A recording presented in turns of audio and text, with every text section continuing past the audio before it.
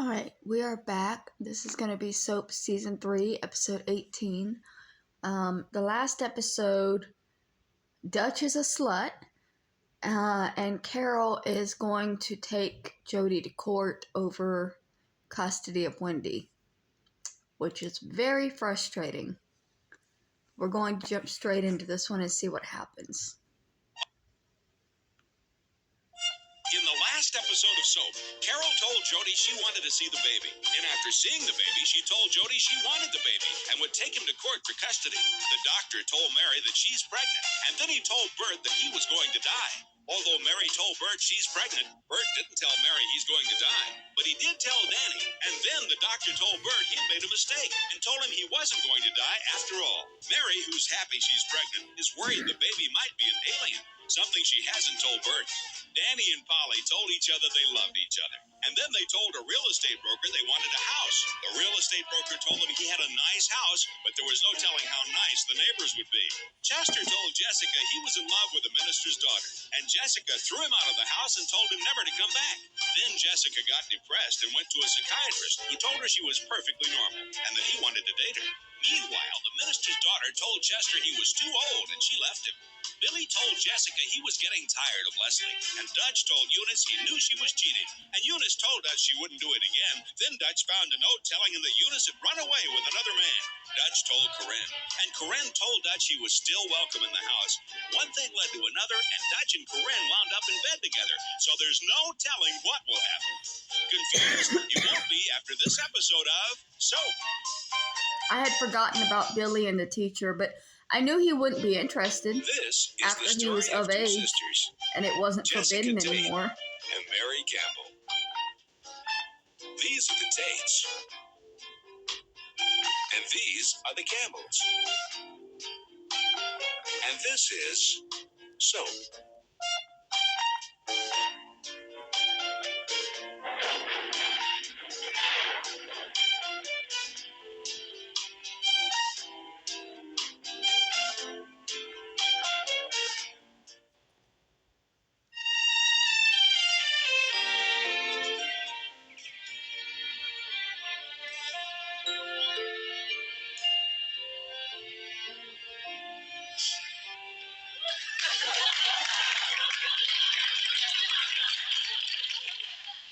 What did you say? What did I just hear you say? Go on, sir.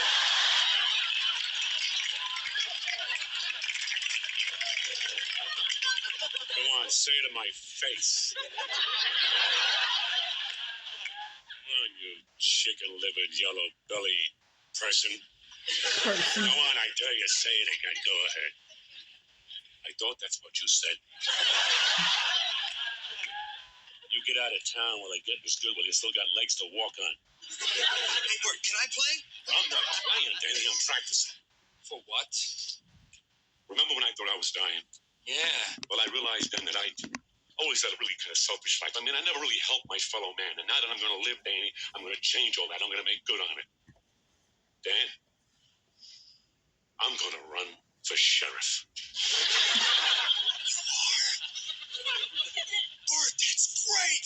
Whoa! Hey! Can I be your deputy? Let me be your deputy, Bert. I'll be a great deputy. Come on, let me be your deputy, Bert. Please, please. Danny, a deputy's got to be trained. In what? He's got to be a cop. I need a real cop. I'll be one. I'll go to cop school. Oh, Bert, please, please. Danny, I haven't been elected yet. Oh, you'll get elected. People hate Sheriff Prentice. They spit on his car. Prentice, he's bad. He's a bad, corrupt man. He's been bad for Dunn's River. And we need to clean up this town, Danny, and I intend to do it. Let's practice. You be a speeding driver, I'll catch you. If I was a speeding driver... Okay, but the thing with politics is that they would also hate Bert if he was in office, because there's always going to be people who hate the person in office. It's not everybody, but there's always going to be people, and those people are loud about it. So... saying, well, people hate this guy, people will hate you when you're there too, unfortunately. You'd never catch me. Pretend, Dan. Let me pretend to be a killer. A speeding driver who kills people. All right, then, let's go. Now, you Keep it down the highway. And I'm coming up from behind you, and I'll stop you. Ready? All right.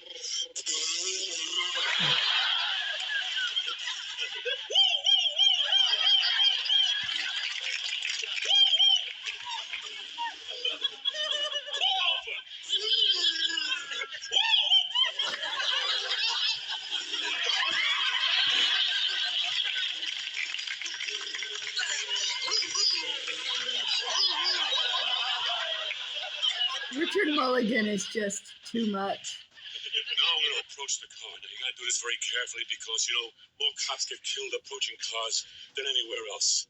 I mean, you got to approach it very carefully in case the guy's armed. The important thing here, it'll be a moving target.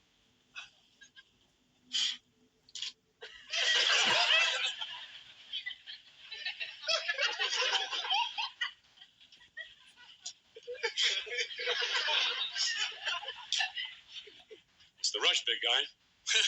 Let me give you my license, officer. Hey!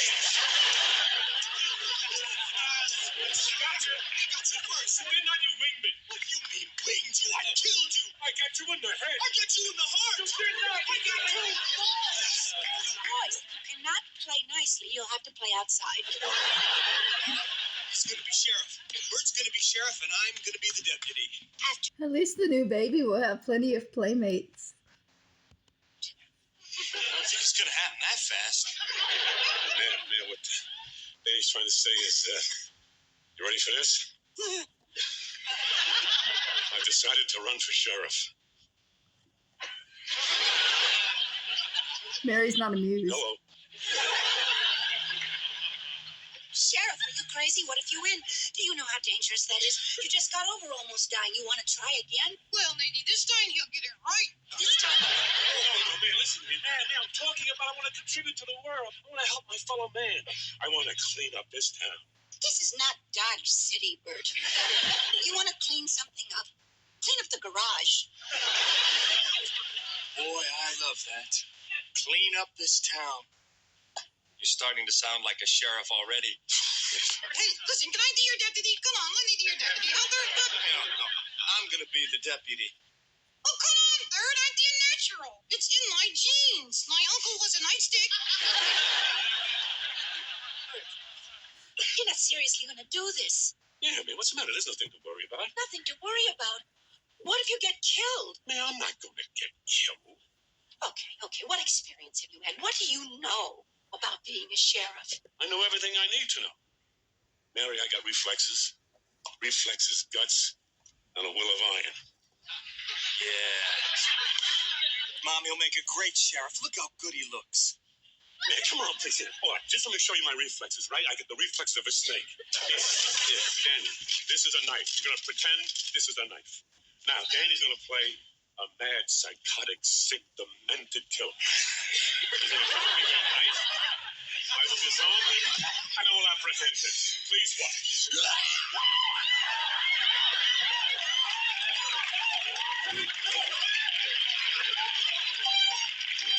Instant death.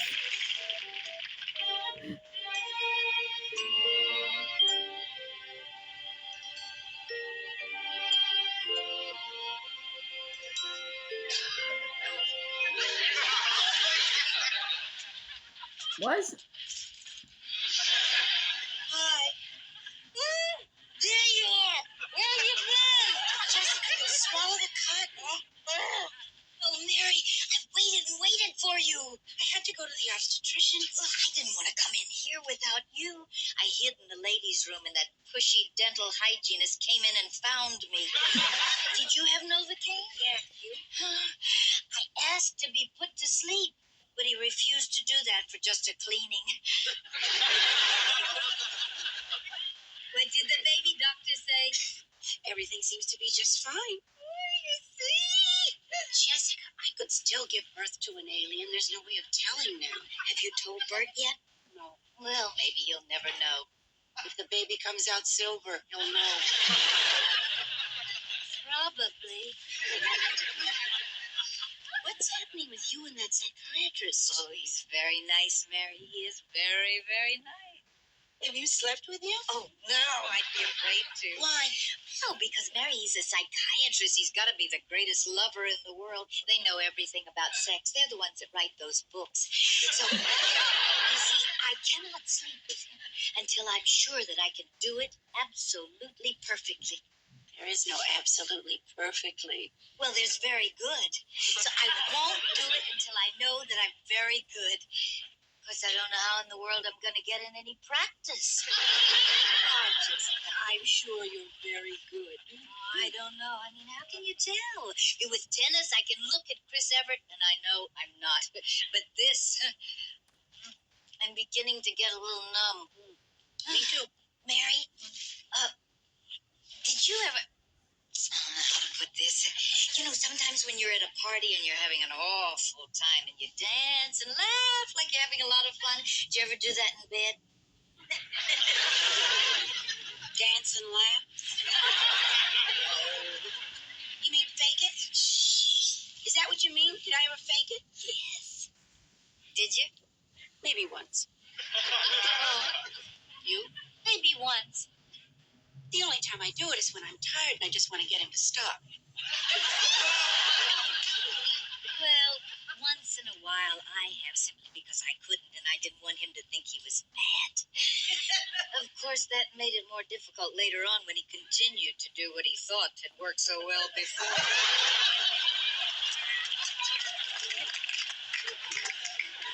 Could I have a drink of water? Oh, yeah. Sure, here. Oh, God.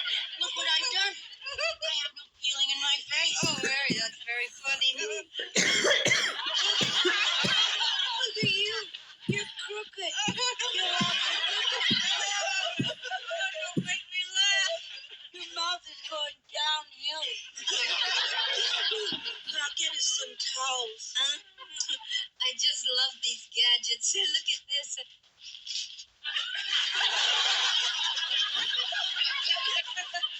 I can see one nostril. I like the drill that squirts water. I hate the drill.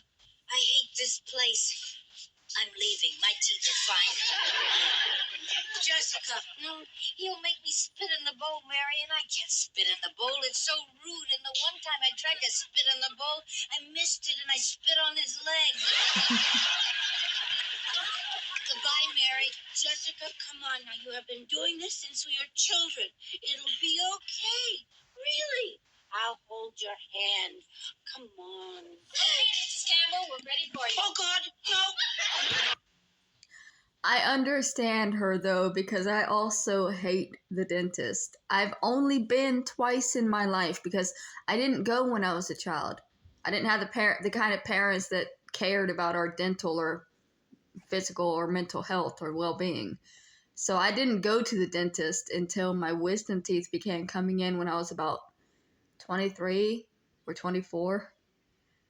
And the only time I've ever been to the dentist was when they did the x-rays to find my wisdom teeth and to see what the problem was, which was that they were impacted and they were growing towards my other teeth and putting pressure on all my other teeth. And then they put me to sleep and extracted the teeth.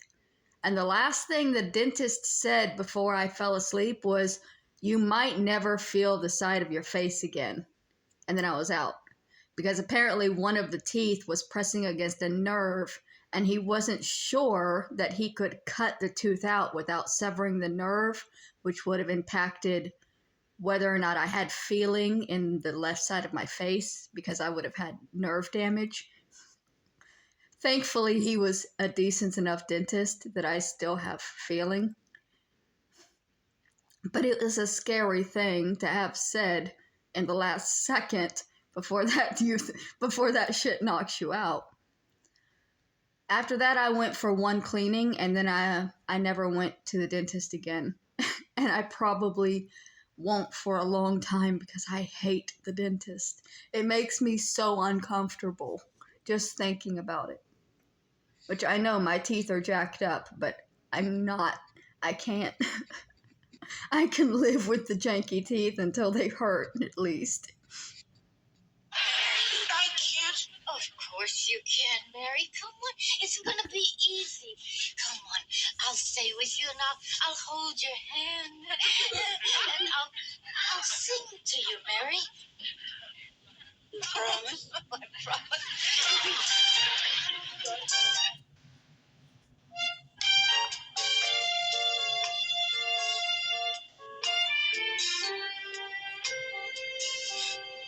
And that's the whole story, Mr. Malou. She came back for the baby, and I came to you because you're the best. I'm really up a tree. Yep. Well, what do you suggest? Build a treehouse. Excuse me? Look, I've had it with your family. I never met such a bunch of lunatics in my life. Wait a minute. And the thing of it is, they're all specialized lunatics. One guy plays with dolls. Another guy thinks he's invisible. They all live somewhere in the South Pacific. So I fell in love with your Aunt Jessica. Jessica. My God, how is she? I take it you're not going to help me. The Lone Ranger couldn't help you. Well, I'm sorry to take up so much of your time. How is she? Who? Your Aunt Jessica. Are you going to take the case or not? She's the most beautiful, exciting woman I've ever met. Mr. Malou! I can't take the case. I don't do custody cases. The father rarely wins. I don't like to lose. My father said to me once, "You, Ronald," he said, "winning isn't everything, but losing sucks."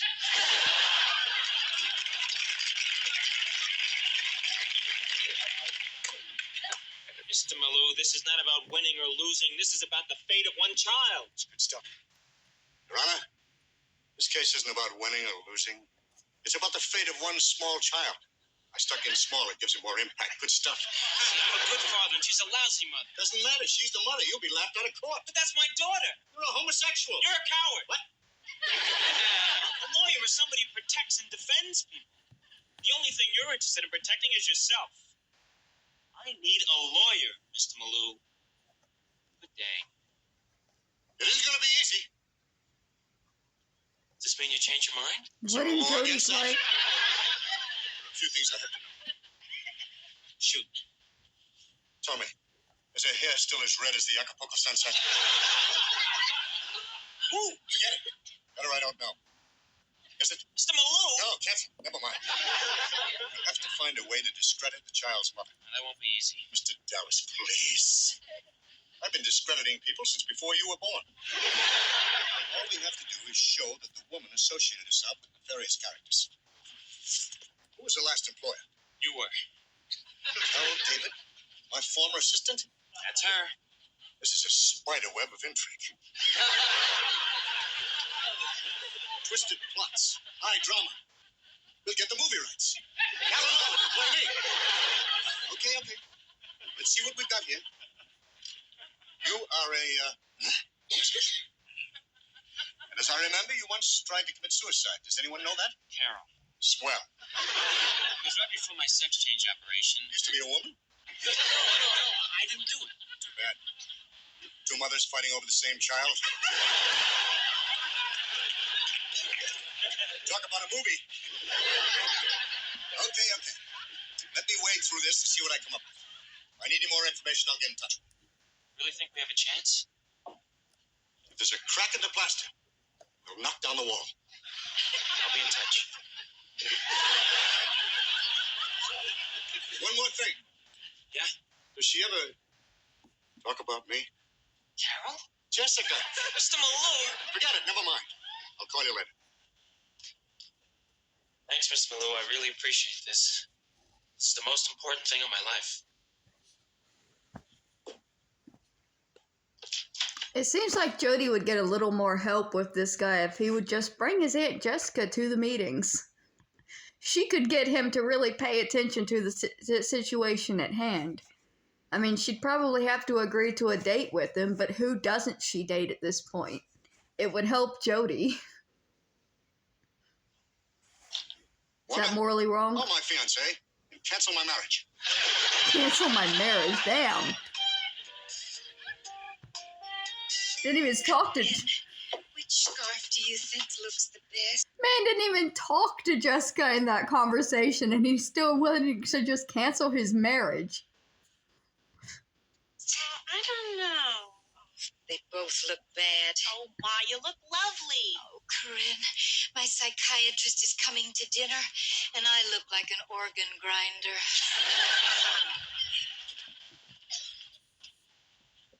Hi. Hi. Slut. You look nice. I do? Yeah. Oh. Well, here, taste the sauce for the duck. How is it? It's wonderful. It stinks. Dutch confessing to be a slut will forever make me laugh. Every time he's on screen now, the first thing I think is slut. Them apricots. One apricot too many and the whole sauce is down the soup. Oh, dear. Oh, that's him. That's him. Oh, dear God, please let everyone behave tonight. Hi. Hi. Come in. This is Corinne. Hi. Hi. And this is Dutch. Hi. Sauce just bit the big one. Fine. Corinne is my daughter. No. And Dutch is, our friend. But don't get the wrong idea. Yeah, the other night I didn't mean that. He's right. Yeah, that wasn't just wanton sex. Excuse me. I need a break for a second. Okay, sorry. I've been drinking so much juice in the past couple of days to up my iron that I have to pee constantly. I gotta go baste my duck. Do you feel that they're being foolish? Jessica, I don't have the faintest idea what they're talking about. Thank you for your discretion. I did hit play, right? Yes? Excuse me, I'm the maitre d' of the Tokyo Gardens. Is Mrs. State in? Why, yes. Who? Mr. Teshimoto, please come in, come in. What a surprise to see you. Mrs. State, I hate to be a bother, but I'm afraid he's at it again. Oh, dear. This time he took them all at once. The dishes are piling up. The place is in total chaos. Oh, I am so sorry, Mr. Teshimoto. Daddy! Mr. Teshimoto is here.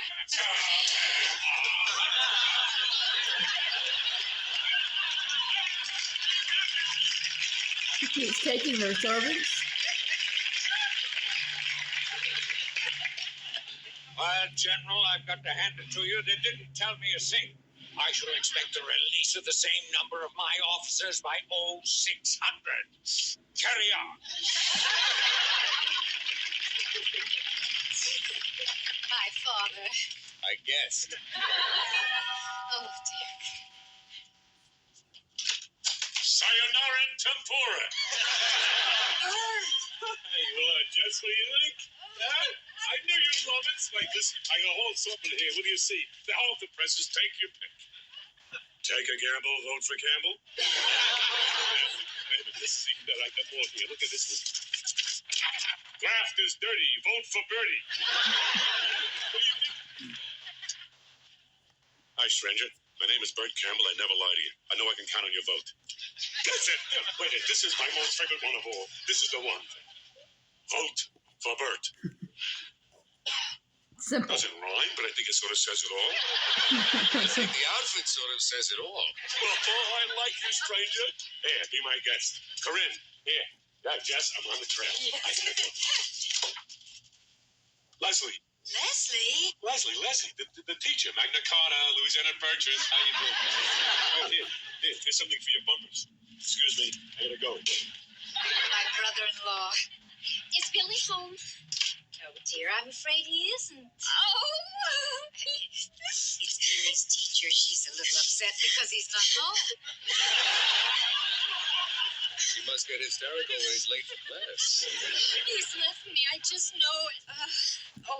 Listen, why don't you just go upstairs and freshen up, dear, and then you can join us later for dinner. Jessica, is it always like this? Always like what?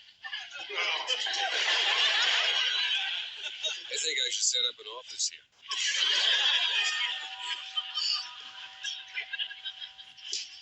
What video game character dresses but has red hair? Jess. Oh, God. I'm back. She's giving me vibes and I can't Say a place word, them. Jess. I would like you to know I've strayed.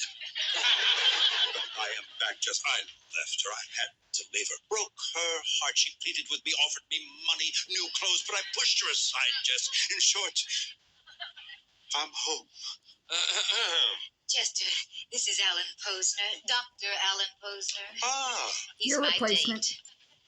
but I live here. Not anymore. See? Not yet.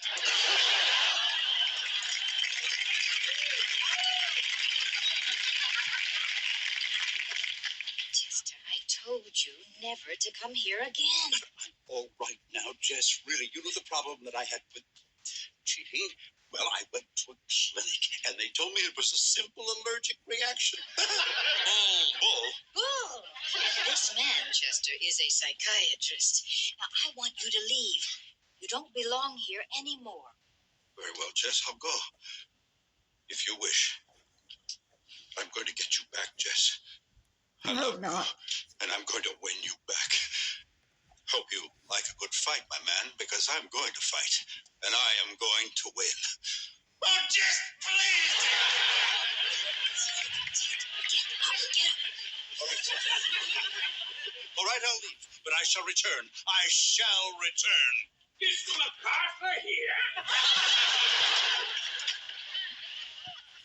Dinner is served. You must think we're crazy. Oh, don't be silly. You mean you don't think we're crazy? No. Eccentric maybe, but crazy no. Jessica, if there is anyone crazy in this house, it's me. You? I've only known you a short amount of time, Jessica. And I think I'm in love with you. Now, that's really crazy. I have been enamored of you for quite some time. But out of respect, I've admired you from afar.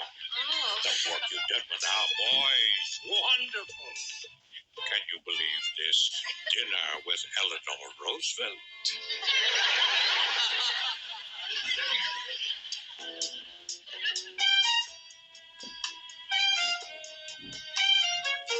The doctor's saying that he's in love with Jessica, even though it's been such a short time. This is standard. This is exactly the same script that every man who has entered her life in the past 3 seasons has used. What are the chances of Mary having an alien baby? Will she be able to find clothes in its size? Are Billy and Leslie really through? How will this affect his grades? Will Chester win Jessica back from the psychiatrist? Now that Malou is back handling Jody's case, will he be back to handle Jessica as well? Will Bert be sheriff? If Bert is sheriff, will Danny be deputy? If Bert is sheriff and Danny is deputy, will Mary be mad? These questions and many others will be answered on the next episode of Soap. This was a fun episode. They had a lot of playing in this episode, a lot of Bert's physicality and his comedy. Richard Mulligan is a fantastic physical comedian. He can make me laugh just by jittering, and he's so funny. I've seen him before, and I don't remember where, but I've never seen him like in a show like this before. So I'm really happy that Soap has introduced me to this kind of a character actor, because he is just fantastic.